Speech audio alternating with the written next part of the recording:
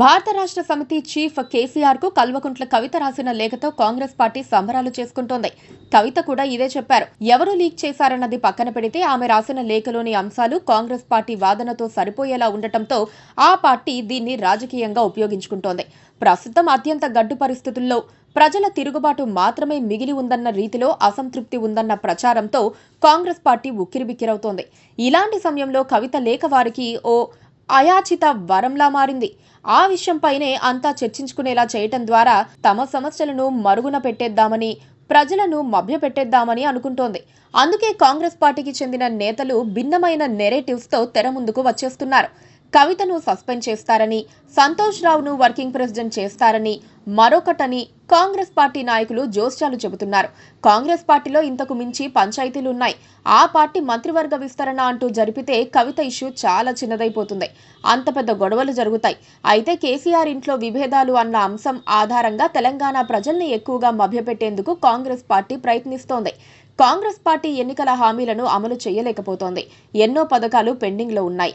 ఎప్పటికప్పుడు వాయిదాలు వేసుకుంటూ వస్తున్నారు. కానీ తమ కనీస బాధ్యతను నిర్వర్తించలేకపోతున్నారు. రైతులు కన్నీరు పెడుతున్నారు.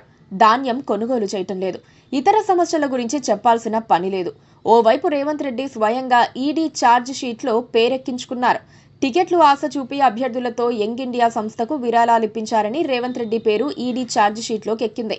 అయినా ఆ విషయంపై ప్రజల్లో చర్చ జరగకుండా కవిత అంశాన్ని హైలైట్ చేస్తున్నారు. Telangana CM Revanth Reddy diversion politics లో నెంబర్ 1 అన్న ప్రచారం ఉంది. ఆయనకు సమస్యలు వచ్చినప్పుడు, ప్రజల్లో వ్యతిరేకత పెరుగుతుందనుకున్నప్పుడు ఆ టాపిక్ ను కాకుండా ఇతర సమస్యను తెరపైకి తెస్తారు. కేసీఆర్ ను దూషించటం లేదా కేటీఆర్ పై కేసులు వంటివి హైలైట్ చేస్తూ ఉంటారు. ఇప్పుడు కవిత లేఖను ఆయుధంగా చేసుకుని రాజకీయం చేస్తున్నారు. కేసీఆర్ కుటుంబంలో అంతర్గతంగా ఏర్పడిన సమస్య తెలంగాణ ప్రజల సమస్య కాదు. ముఖ్యంగా కాంగ్రెస్ పార్టీ పరిపాలనను మురిపించే అంతటి సమస్య కాదు. బీఆర్ఎస్ పార్టీ ఆ సమస్య పరిష్కరించుకుంటుంది. పరిష్కరించుకోకపోయినా ఆ నష్టం బీఆర్ఎస్ కు జరుగుతుంది. కానీ ఈ పేరుతో కాంగ్రెస్ పార్టీ చేసే రాజకీయం వల్ల నష్టం ప్రజలకు జరుగుతుంది.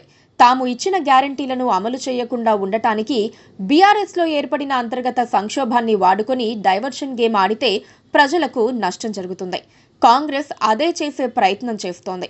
కానీ ఇవాళ కాకపోతే రేపైనా ప్రజలకు కాంగ్రెస్ చేసిన అన్యాయం గుర్తుకొస్తుంది. అప్పుడు అసలు సమస్య ప్రారంభమవుతుంది. అందుకే కాంగ్రెస్ పార్టీ బీఆర్ఎస్ అంతర్గత రాజకీయంపై తమ మార్కు రాజకీయం మానేసి ప్రజలకు ఇచ్చిన హామీల అమలు, పాలనపై ఎక్కువ దృష్టి పెడితే మంచిదన్నది రాజకీయ వర్గాల విశ్లేషణ. Please subscribe to KTV Telugu. KTV Telugu. KTV Telugu. KTV Telugu channel.